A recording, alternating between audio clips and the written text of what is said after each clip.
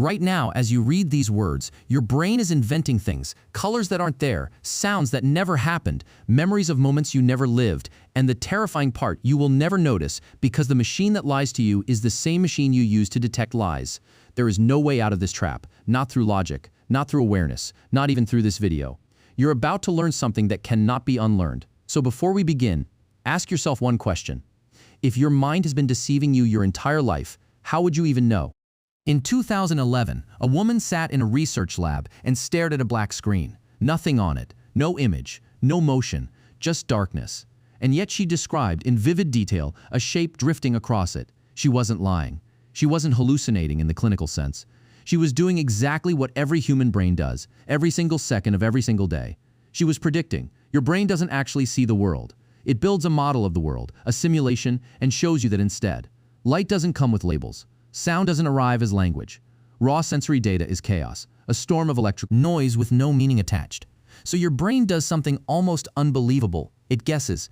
It takes fragments of information and fills in the rest using memory, assumption, and pattern, faster than conscious thought could ever move. What you call reality is really a best guess, rendered in real time and shown to you a fraction of a second after it happens. You are not experiencing the world. You are experiencing your brain's opinion of the world, but then something stranger happens, because prediction isn't just about sight. It's about everything. Your brain doesn't wait for pain to feel. Pain. It decides in advance whether something will hurt and adjusts the sensation based on what it expects. This is why two people can touch the exact same object and feel completely different things. This is why a placebo pill made of nothing but sugar can shut down real physical pain. Your nervous system isn't measuring reality, it's negotiating with it, and here's where it gets uncomfortable. If pain can be edited by expectation, what else can? Memory feels sacred to us, permanent, like a recording you can replay. It isn't every time you remember something. Your brain doesn't play back a file. It reconstructs the memory from scratch using your current emotional state, your current beliefs, and your current sense of who you are. Which means every memory you have has been quietly rewritten, over and over, without your permission. The version of your first heartbreak that you remember today is not the version that happened. It's a version filtered through everything you've become since. And here's the part almost nobody talks about. This isn't a malfunction. This is the brain working exactly as designed. Because the brain was never built to give you truth. It was built to keep you alive. Truth is expensive. Truth is slow. Truth requires processing an overwhelming infinite universe with total accuracy, and evolution never had time for that luxury. So instead, your brain developed something faster, cheaper, and more efficient. Illusion. A simplified, stitched together, emotionally weighted illusion. One that's good enough to keep you from walking into traffic, but never accurate enough to be called real. This is why optical illusions work. This is why eyewitnesses confidently describe crimes that unfolded completely differently. This is why you can be 100% certain of something and be completely wrong.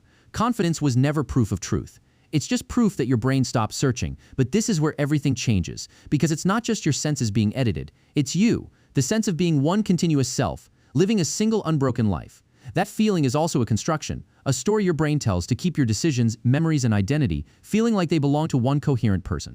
Split brain patients, people whose two brain hemispheres have been surgically separated, reveal something disturbing. Each hemisphere can hold different beliefs, make different choices, and even disagree with each other. And yet the patient still feels like one person, because somewhere in your mind, there is a narrator quietly stitching fragmented, chaotic experience into a smooth, believable story called me. That narrator doesn't report the truth, it protects the illusion of a self. So let's stop and really sit with this. This isn't really a story about neurons. It isn't really about optical illusions or fake memories. It's about the terrifying gap between what is real and what feels real. Every conviction you've ever held with certainty, every grudge, every fear, every "I know exactly what happened" was built by the same unreliable machine that invents shapes on empty screens. Every argument you've ever had where you were sure you were right, every memory of betrayal, of love, of who wronged who first, was filtered through a system engineered not for accuracy but for survival. We like to imagine truth as something we simply perceive.